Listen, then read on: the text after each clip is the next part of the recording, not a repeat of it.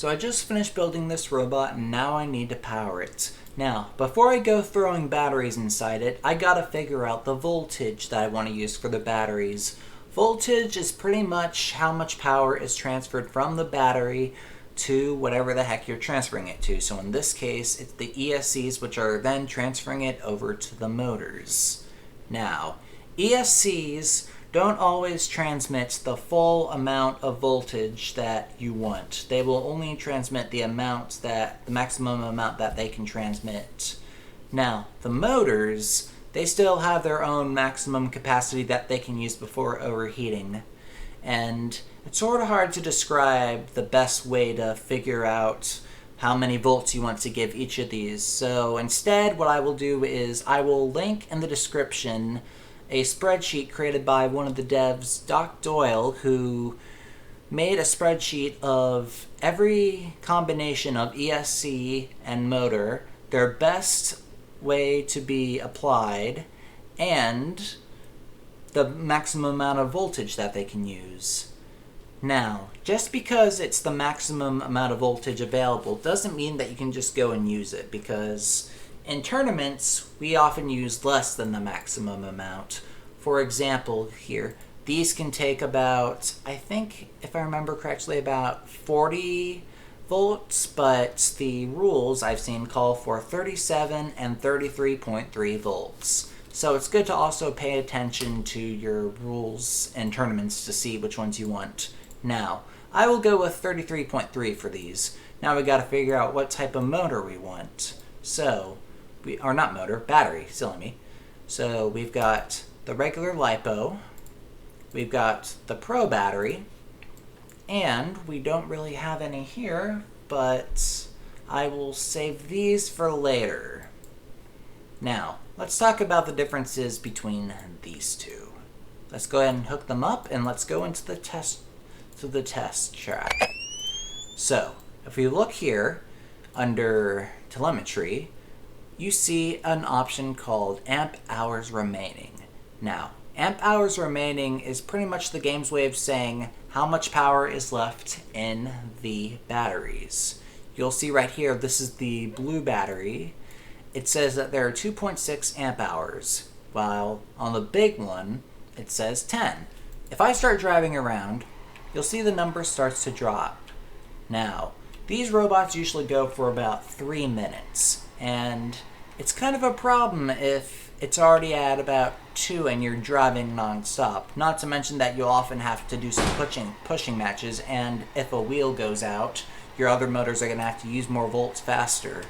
So, using the small blue LiPos isn't really applicable for drive. However, they are helpful if you're using self-riding mechanisms or anything else small that won't be deployed too much. Meanwhile, weapons and drive, it's usually good to go with these here, these big Pro ones. Now, let's talk about the elephant in the room, the SLAs. So let's go ahead and plop 2 of them down, the 48. So let's plop down the 48 SLA and then the 48.1 Pro. And let's go ahead and hook them up. Now, like I said before, since the ESC won't take 48 volts, it's just going to take the maximum amount that it can. So it's going to be kind of useless. As you see here under volts, it says 33.8. So it's not taking the rest of the whole 48. Now, if you look at amp hours remaining, the big SLA battery has 4.5 amp hours, while the big Pro battery has 10. This is a problem because one is less than the other, and you may think, oh, it's just a smaller battery. Well, if I go to power and right-click SLA, it weighs 5.5 kilograms. Now, if I go to the Pro battery, it's 2.7, about half of that, which is an issue because you're only getting 4.5 for this one, which is double the weight of this one, which gives you roughly double the amp hours. So I really don't see much point of using this one unless you're doing a throwback build or some sort of student build with special rule sets, but other than that, I would recommend using the Pro. Now that we've decided what type of battery we want and the voltage, let's go ahead and throw them down. So I'll go ahead and throw down 2. Because just in case, we decide to do a 10-minute rumble or something. So let's go ahead and link them together so we have more capacity. Now, what I've seen people do this whole time, and this is not how you link them together, I see people doing this. They go ahead, link them in a series, and then link them to the battery. And you'll see it still says 10 amp hours. Now, let me go ahead and demonstrate with some smaller batteries. So let's go ahead and pull up these 3.7s. And let's go ahead and throw in one 3.7 into here.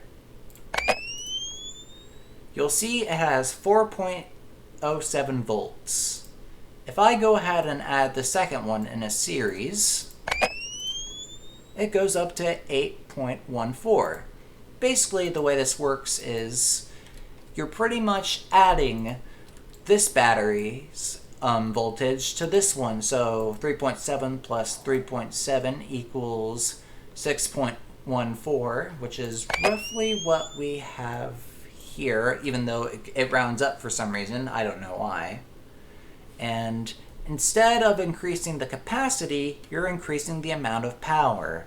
Now, this also tends to drain a lot faster, so if you want to do it this way, you can. I prefer usually to just have them like here, but it's really up to you.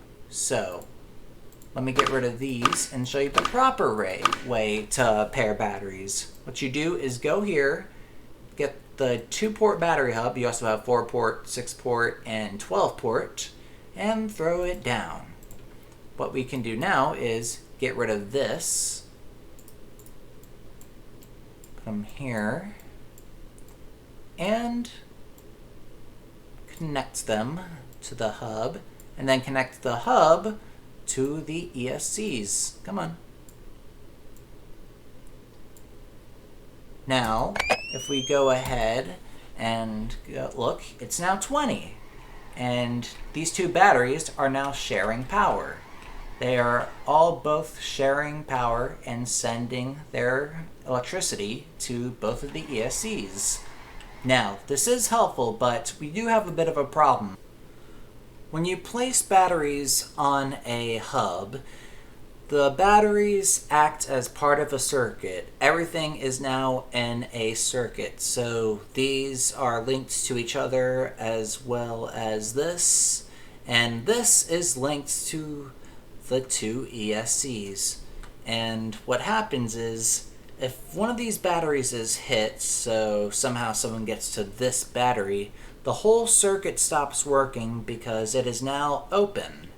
Because this is now damaged, and despite the fact that this one is able to give power still, this one is not able to, so it is not able to distribute power correctly. And as a result, you are dead. Now, there is another way to do batteries, but it's only for you if you're a masochist. Best way to do that is take some of these smaller batteries, make sure you have mirror mode on, plop them down.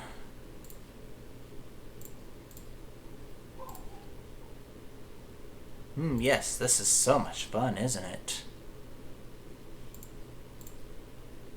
And then once you got all of these here, what you get to do next is you take your 12-port battery hub, don't turn on mirror mode for that, and see all these? Guess what you start doing?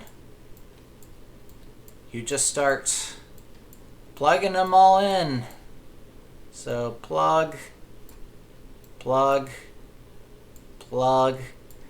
Yeah, like I said, it's only for people if you're sad enough to do it. And it's even worse because if even one of these gets hit, it wipes out whatever these are powering. So use this with caution. The only time I've ever used this is when I'm limited on space, really, and I need to do it in a certain pattern. But other than that, I'd recommend just using the Pro batteries. But yeah, hope this helped y'all.